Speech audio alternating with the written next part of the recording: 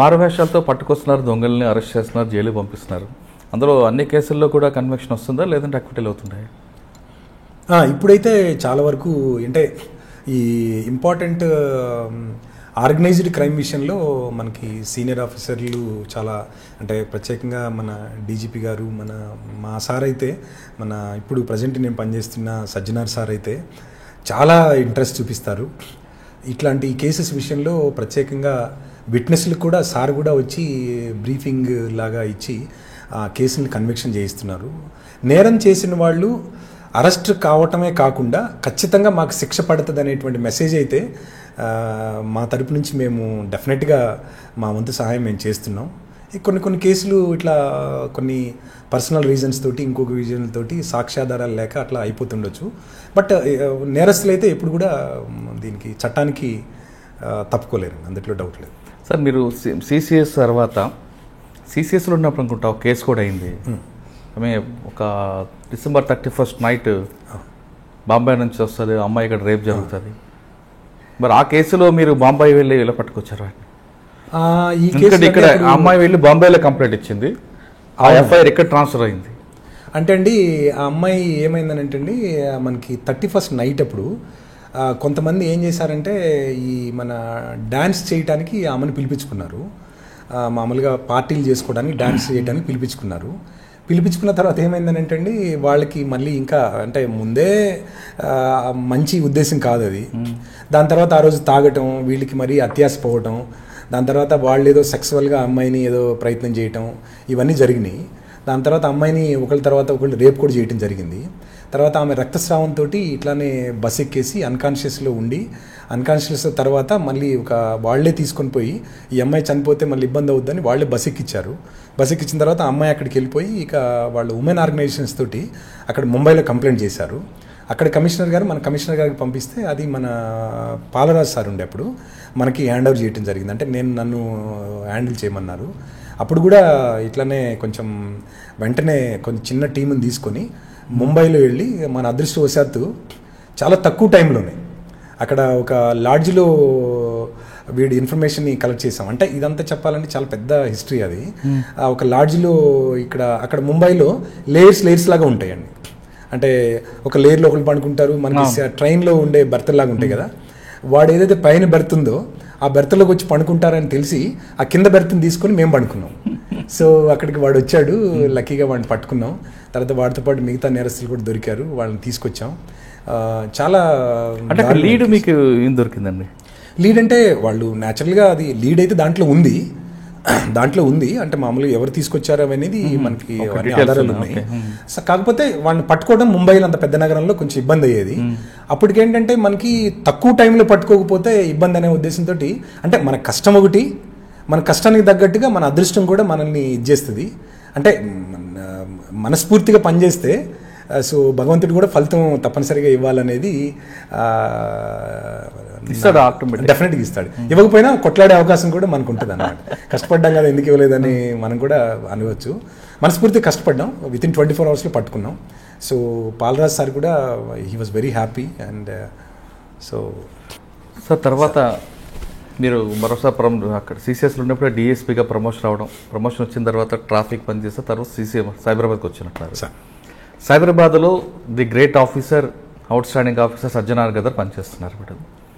మీరు ఆయన ఏ విధంగా సపోర్ట్ ఇస్తున్నారు? ఆయన సారథ్యంలో మీరు ఎలాంటి కేసులు తీసుకొచ్చారు? 1, 2 సార్ కూడా అండి. అసలు సార్ గురించి నేను మామూలుగా అంతకుముందు వినేవాడిని. తర్వాత నాకు మళ్ళీ ఒక మంచి పోలీస్ ఆఫీసర్ దగ్గర పనిచేసే అవకాశం వచ్చిందని చాలా సంతోషపడ్డాను. దాంతో వెంటనే సార్ కూడా నాకు అక్కడికి రాగానే నా గురించే ఒక స్పెషల్ టీం ఫామ్ చేశారు. STF అని ఒకటి ఫామ్ చేశారు, స్పెషల్ టాస్క్ ఫోర్స్ అని. దాంట్లో ఇట్లానే ఆర్గనైజ్డ్గా ఏదన్నా ఒక ఇంపార్టెంట్ కేసెస్ ఉంటే, కొన్ని లాంగ్గా పెండింగ్ ఉన్న కేసు ఉంటే అవి నన్ను హ్యాండిల్ చేయమని చెప్పేవారు అనమాట. సో చాలా మంచి కేసెస్ సార్ ఆ టైంలో. సార్ చాలా మంచి సపోర్ట్ చేస్తారండి. వన్ ఆఫ్ ది బెస్ట్ లీడర్గా నేనైతే సార్కి ఎప్పుడు కూడా కృతజ్ఞుడండి. సార్ చెప్పిన ప్రతి పని భగవంతుడి దయ వల్ల అన్నీ సక్సెస్ చేశాం ఇప్పుడు వరకు. చెప్పండి మంచిది. మీరు మధ్యప్రదేశ్ వెళ్ళారు, మధ్యప్రదేశ్ కంటే కూడా దానికంటే ఫస్ట్లో సార్ దగ్గరికి వెళ్ళిన వెంటనే అప్పుడు ఒక 5 టైమ్స్ 6 టైమ్స్ ఒక చోట ఇది ఏదో క్రానిక్గా స్నాచింగ్స్ జరిగినాయి.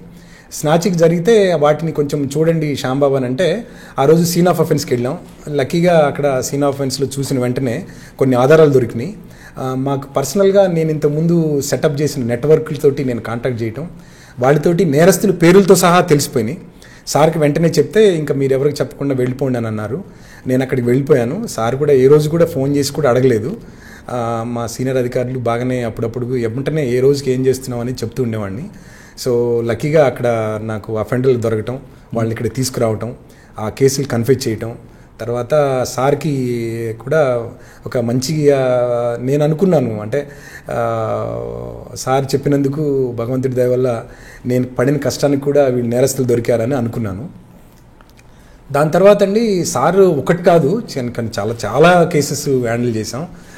OLX అని ఒకటి, తర్వాత ఈ మన ఆర్గనైజ్డ్ గ్యాంగ్స్ని చాలా వరకు హ్యాండిల్ చేసాం. ఒకటి వెపన్స్ కేసు ఒకటి పట్టుకున్నాం. దాని తర్వాత ప్రత్యేకంగా ఏంటంటే అండి సార్ దగ్గర ఈ చార్మినార్లో మీకు చెప్పాను ఫస్ట్లో 30 సంవత్సరాల కింద కూడా ఒక మర్డర్ కేసులో ఒక నేరస్తుని పట్టుకున్నామని. సార్ కూడా అనుకోకుండా ఒక నేరంలో ఒక వ్యక్తి ఫింగర్ ప్రింట్ వచ్చింది. ఆ ఫింగర్ ప్రింట్ వచ్చిన వ్యక్తిని పట్టుకోలేకపోయారు. 2015లో వచ్చిన ఫింగర్ ప్రింట్ ఇంతవరకు మనం అతను పట్టుకోలేకపోయాం, ఇదేంటో చూడాలి అని చెప్పారు. సార్ చెప్పడమే కాకుండా మాకు రోహిణి ప్రియదర్శిని అని మేడం గారు మాకు డీసీపీగా ఉండేవారు. మేడం కూడా చాలా బాగా పట్టుదల ఉన్న మనిషి. సో మేడం కూడా కాన్స్టెంట్గా దీని విషయంలో పర్సూ చేశారు. అంటే టీమ్స్ అన్నీ కూడా పనిచేసినాయి. దాంట్లో ఆ టీంలో ఒక మెంబర్గా పనిచేయటం నా అదృష్టంగా అనుకున్నాను. సో లాస్ట్లో ఏంటంటే అతను 1998 సంవత్సరంలో మాదాపూర్ పోలీస్ స్టేషన్లో ఒక డెకాయిటీ చేస్తూ పట్టుబడ్డాడు. దాని తర్వాత 2007లో అతను చనిపోయినట్టుగా మీకు అతను డెత్ సర్టిఫికేట్ వేసాడు అనమాట కోర్టులో. అంటే మన పోలీసు వాళ్ళే దాన్ని ప్రజెంట్ చేశారు, కానీ అతను చనిపోయినట్టుగా ఒక డాక్యుమెంట్ సృష్టించి వాళ్ళ స్వార్థ ప్రయోజనాలకి ఆ నేరస్తుడు ఫైల్ చేయించాడు. చేయించిన తర్వాత అతను చనిపోయాడు అనుకున్నారు. ఎప్పుడైతే 2015లో అతని ఫింగర్ ప్రింట్ వచ్చిందో అల్వాల్లో కొన్ని ప్రాంతాలు అంటే దెయ్యాలేదో వచ్చి చనిపోయిన తర్వాత కూడా నేరాలు చేస్తున్నాయి అని చెప్పి భయం వేసుకొని ఇళ్ళు కూడా ఖాళీ చేసినాయి అట. ఆ రోజు లేదో సంథింగ్ మీ ప్రెస్ మీడియాలో కూడా దాన్ని కొంచెం ప్రచారం చేసి ప్రజల్ని భయభ్రాంతులు చేశారు. అట్లాంటిది ఏమి ఉండదు అట్లా న్యాచురల్గా దెయ్యాలు వచ్చి దొంగతనాలు చేసేది. దాన్ని అట్లనే కాకుండా 2019లో మళ్ళీ అతని ఫింగర్ ప్రింట్ శంషాబాద్ ఏరియాలో వస్తే దాన్ని మా మేడం గారు తర్వాత మా టీము అంతా కూడా బాగానే టెక్నికల్ టీము ఇవన్నీ కూడా అన్నీ కన్సాలిడేటెడ్ వర్క్ చేసి ఆంధ్ర తెలంగాణ ఎక్కడెక్కడైతే ఇలాంటి నేరాలు అయినాయో ఆ నేరాలన్నింటిలో డేటా కలెక్ట్ చేసుకోవటం. దాని తర్వాత అతను ఈ టైంలో ఎలా ఉంటాడు అంటే దాదాపుగా ఒక 22-23 సంవత్సరాల క్రిందట మనిషి ఇప్పుడు ఎట్లా ఉంటాడు అనేటువంటిది ఆధారాలు ఒక ఊహా చిత్రాల్లాగానో లేకపోతే ఊహించుకొని అతని భార్య ఎవరు, పిల్లలు ఎవరు, ఎంతమంది భార్యలు ఉన్నారు, తర్వాత వాళ్ళ బంధువర్గం ఏంటి, తర్వాత వాళ్ళ క్యాస్ట్ ఏంటి, వాళ్ళకి సంబంధించిన అంతకుముందు షూరిటీలు ఎవరున్నారు, మరి ఇతను నేరాలు చేసే వ్యక్తి కదా అంతకుముందు తర్వాత ఏమన్నా నేరాలు అయినాయా, అతనికి సంబంధించిన ఫింగర్ ప్రింట్స్ ఏంటి, ఈ ఆధారాల ద్వారా అతను చాలా చోట్ల అతను వేరే చోట హరి భోస్లే అని చెప్పి కొన్ని ప్లేస్లో అరెస్ట్ అయ్యాడు, కొన్ని ప్లేస్లో కుమార్ అని అరెస్ట్ అయ్యాడు, కళ్యాణ్లో అరెస్ట్ అయ్యాడు, గుజరాత్లో అరెస్ట్ అయ్యాడు, చాలా చోట్ల అరెస్ట్ అయిన డిఫరెంట్ పేర్లతో అరెస్ట్ అయ్యాడు. కానీ ఇతను అతనేనని ఎవరికి తెలియదు. ఆ విషయాన్ని చాలా మైన్యూట్గా ఇందాక దొరికిందండి వాడు. అదేనండి నేను చెప్తున్నాను కదా, ఇది చిన్న పూసల్లాగా ఉండేటువంటి విషయాలు మావి కూడా చాలా సందర్భాల్లో చాలా టీమ్స్ని చాలా సందర్భాల్లో పంపించిన తర్వాత అక్కడ మన శ్రీశైలం అనే ఒక ఎస్ఐని కూడా పంపించడం జరిగింది. అక్కడ కొన్ని ఆధారాలు కలెక్ట్ చేసిన తర్వాత దాంట్లో మళ్ళీ ఇంకా అతను దొరకపోతే లాస్ట్లో నేను కూడా అక్కడికి వెళ్లాల్సి వచ్చింది. సో అక్కడ కూడా దాదాపుగా ఒక 15-20 రోజులు కష్టపడి పనిచేసాం. నాసిక్ అండి, నాసిక్లో ఒక అంటే చాలా దారుణమైనది ప్లేస్ అది కూడా. దాంట్లో కూడా కొద్దిగా ఇట్లానే చిన్న నాటకాలు ఆడాల్సి వచ్చింది. నాటకాలు అంటే పెద్దగా ఏం లేదు, అతను ఏదో సులభ్ కాంప్లెక్స్ రన్ చేస్తున్నాడని తెలిసింది. అసలు అప్పుడు తెలవటానికి కూడా 15 రోజుల తర్వాత తెలిసింది. అది ఆ సులభ్ కాంప్లెక్స్ దగ్గర నెంబర్ ఆఫ్ టైమ్స్ మోషన్కిను తర్వాత టాయిలెట్కి వెళ్ళినట్టు వెళ్ళి అతనికి కనురెప్పల మధ్యలో మామూలుగా మనకున్నట్టు కాకుండా కొద్దిగా పెక్యులర్గా కొంచెం కనురెప్పలు కొంచెం దూరంగా గ్యాప్ కనిపిస్తుంటే ఆ ముక్కుతోటిను కనురెప్పల మధ్యలో ఉన్న గ్యాప్ తోటి అతన్ని ఐడెంటిఫై చేసి ఇతనే అయి ఉంటాడని చెప్పి 2 రోజులు అతన్ని ఫాలో ఫాలో చేసిన తర్వాత ఒకరోజు ఒక సింగిల్గా ఒక ప్లేస్లో ఒక ఫ్రెండ్ ద్వారా ఒక ప్లేస్కి వస్తే అతన్ని మళ్ళీ ఫాలో చేసి దారిలో ఇట్లానే ముంబైలో ఒక అమ్మాయిని పట్టుకున్నామని చెప్పాను చూడండి, కారు మధ్యలో ఆపేసి అట్లానే అతన్ని 2 వీలర్లు ఆపేసి పట్టుకోవడం జరిగింది. అతను 100% నా పేరు అది కాదు, నా పేరు ప్రకాష్ అని చెప్పాడు. సో అతను ఫింగర్ ప్రింట్స్ కూడా అక్కడ నుంచి ఇక్కడ తీసి పంపించడం జరిగింది. ఫింగర్ ప్రింట్స్ మ్యాచ్ అవుతున్నట్టు అనిపించింది, కానీ మాకే అనుమానం వచ్చేటట్టు అతను పేరే కాదండి, అతను పెద్ద కొద్దిగా నాయకుడిలాగా ఉంటాడనమాట. అక్కడ ఆ కమ్యూనిటీకి పెద్ద నాయకుడు, తర్వాత పాస్తులు అంతా ఉన్నాయి, తర్వాత పెద్ద కుటుంబాలు అవన్నీ ఉన్నాయి అన్నమాట. దాని తర్వాత అతన్ని మళ్ళీ టెక్నికల్గా మళ్ళీ మొదట్లో ఇట్లా ఇంట్రాగేషన్ ఉంది కదా, ఆ ఇంట్రాగేషన్ పద్ధతిలో అతన్ని నువ్వు ఎంతమంది దగ్గర తప్పుకున్నా నువ్వు నీ దగ్గర సంబంధించిన ఆధారాలు చాలా మా దగ్గర ఉన్నాయని అనే విషయాన్ని ఇతని దగ్గర మనం చెప్పకపోతే మనం కష్టం అని చెప్పేసి అటువంటి సిచ్యువేషన్ క్రియేట్ చేసి అతనిలో నేరాలన్నీ చెప్పించాం. ఆంధ్ర, తెలంగాణ, తర్వాత ఇంకా కర్ణాటక, మహారాష్ట్ర ఈ చేజీలు చాలా ఏరియాల్లో అతని మీద నేరాలు ఉన్నాయి. అతన్ని మళ్ళీ పట్టుకొని ఆ కన్ఫెషన్లో తీసుకొని మళ్ళీ అతన్ని ఇప్పుడు ప్రస్తుతం మన చర్లపల్లి జైల్లోనే ఉన్నాడు. ఆయన 22.5 సంవత్సరాల తర్వాత అతన్ని పట్టుకునేటువంటి అవకాశం కలిగింది. ఇది కేవలం నేనైతే this credit goes to my Priyadarshini madam and Sajjanar గారు. సారు చాలా బాగా సపోర్ట్ చేసేవారు.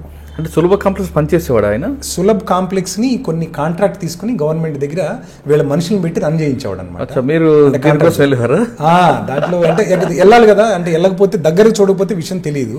అప్పుడేమో సన్నగా చాలా పెద్దగా అయిపోయాడు, లావుగా ఉన్నాడు, ముఖం కూడా లావుగా అయిపోయింది. డౌట్ వచ్చే అవకాశం తక్కువ, ఎందుకంటే అతని పేరే తెలియదు కదా ఎవరికి. అతను నన్నని గుర్తుపట్టలేదు అనుకున్నాడు. సో 3-4 సార్లు వెళ్ళిన తర్వాత ఒకసారి ఫోకస్గా అతని ముక్కును చూసాము, ఒకసారి కళ్ళు చూసాము, తర్వాత కనురెప్పలు చూసాము, ఒకసారి చెవులు చూసాము. ఇంకా ఆ పార్ట్ తప్ప ఇంక మిగతా పార్ట్లన్నీ కొద్దిగా అతను లావ్ అయిపోయాడు, మిగతా పార్ట్లను ఐడెంటిఫై చేయడం కష్టం. సో దాంతో ఐడెంటిఫై చేసి అతన్ని చాలా బ్యూటిఫుల్ ఆపరేషన్ అండి, చాలా బాగా సంతృప్తి. అంటే సొసైటీలో మనం ఏం మెసేజ్ ఇవ్వచ్చు అంటే అండి, నేరం చేసి నువ్వు ఎన్ని రోజులైనా తప్పుకున్నా పోలీసు వాళ్ళు నీ నీడలాగా నీ వెంటనే ఉంటారనే మాట ఒకటి. రెండోది, ఈ కమింగ్ జనరేషన్ పోలీస్ డిపార్ట్మెంట్లో ఉన్నవాళ్ళు ఎప్పుడుదో కేసు ఇప్పుడు ఏం ఆధారాలు ఉన్నాయి ఏం లేవు అని చెప్పడానికి కంటే కూడా అన్ని రోజుల క్రిందటి కూడా ఇంకా దాన్ని సాధించవచ్చు, మన నేరస్తుల్ని పట్టుకోవచ్చు అనేటువంటి ఒక మంచి మెసేజ్ ఈ కమింగ్ జనరేషన్ ఏదైతే ఉందో ఈ పోలీస్ ఆఫీసర్లకు కూడా ఇవ్వచ్చు అనేది ఈ కేసు స్టడీ చాలా మంచి కేసు అండి. ఇది కాకుండా ఇంకా బాగా గుర్తుండున్నాయండి మీకు సైబరాబాద్లో అండి? రీసెంట్గా ఒక డెకాయిటీ అయిందండి. మన విజయ్ కుమార్ సార్ డీసీపీగా ఉండే, మేడం గారు లీవ్లో అయిన తర్వాత విజయ్ కుమార్ డీసీపీగా వచ్చారు. సార్ వచ్చిన తర్వాత డెకాయిటీ చేశారు వాళ్ళు. అంటే ఏ పోలీస్ స్టేషన్? ఈ మన దుండిగల్లు ఈ చుట్టుపక్కల పరిసర ప్రాంతాల్లో మేడ్చల్ ఏరియాలో డెకాయిటీ చేశారనమాట. డెకాయిట్స్ కూడా ఎట్లా అంటే వెపన్స్ ఉపయోగించారు. అక్కడున్న విల్లాస్ ఉన్నాయి కదా, ఆ విల్లాస్ని టార్గెట్ చేశారు. అక్కడున్న వాచ్మెన్లు వీళ్ళందరినీ కూడా వీళ్ళు ఏం చేశారంటే టార్గెట్ చేసి కాళ్ళు చేతులు కట్టేసి, తర్వాత చేతులు కూడా కట్టేసి వాళ్ళని భయపెట్టించేసి అక్కడున్న వైర్ బండిల్స్ వాల్యూబుల్స్ అన్ని తీసుకొని పోయి వాళ్ళు అమ్మేసుకునేవాళ్ళు అనమాట. దాంట్లో మంచి ఆధారాలు సేకరించి డీసీపీ గారి ఆధ్వర్యంలో నేను, మన ఇందిరా మేడం అని ఉన్నారు, మేడం గారు, తర్వాత మా క్రైమ్ టీము చాలా బ్యూటిఫుల్గా మెటిక్యులస్గా ప్లాన్ చేసి local police Balanagar zone DCP Padmaja madam గారి ఆధ్వర్యంలో మొత్తం టీమ్స్ ఫామ్ చేసి ఇట్లనే వలలేసేసామన్నమాట. వలలేస్తే వితిన్ 24 అవర్స్లో వాళ్ళందరినీ పట్టుకున్నాము. 10 మందిని అరెస్ట్ చేసాం. తర్వాత వాళ్ళ దగ్గర వెపన్స్ కూడా రికవర్ చేసాం. ఇది కూడా క్రెడిట్ గోస్ టు సారు. ఆ రోజు మన సిపి గారు యాక్చువల్గా లీవ్లో ఉన్నా కూడా సారు మాకు పర్సూ చేసి ఏం జరుగుతుంది ఎట్లా అంటే, సార్ ఆల్మోస్ట్ ఇది డన్ సార్, అయిపోయే పరిస్థితుంది, దొరకొచ్చు సార్ అని పట్టుకోబోయే ముందే ధైర్యంగా చెప్పాం. సార్ కూడా అరే అంత ధైర్యంగా ఎట్లా చెప్తున్నారు అన్నట్టు అనుకున్నారు, కానీ బట్ అది పట్టుకున్న తర్వాత ఇంకా మంచి కేసులు కూడా సార్ నాకు. సార్ కర్ణాటక నుంచి ఒక దొంగతనం కేసు, బంగారం దొంగతనం, ఆ కేసులో కూడా మీరు ఉన్నారా? ఆ కేసులో నేను లేనండి, మా టీం ఉంది. దాంట్లో ఏంటంటే కొద్దిగా టెక్నికల్ ఆధారాలు ఉన్నాయి, లక్కీగా దొరికింది. మొన్న డాక్టర్ కిడ్నాపింగ్ కేసులో మాత్రం ఉన్నాను. సార్ ఎప్పటికప్పుడు ఉండి అతన్ని చంపకుండా కిడ్నాప్ చేసిన వాళ్ళని ఇంటర్సెప్ట్ చేసి ఆన్ ది వేలోనే పట్టుకుని అనంతపురంలో పట్టుకున్నారు. ఈ కేసులో ఉన్నాను నేను కూడా.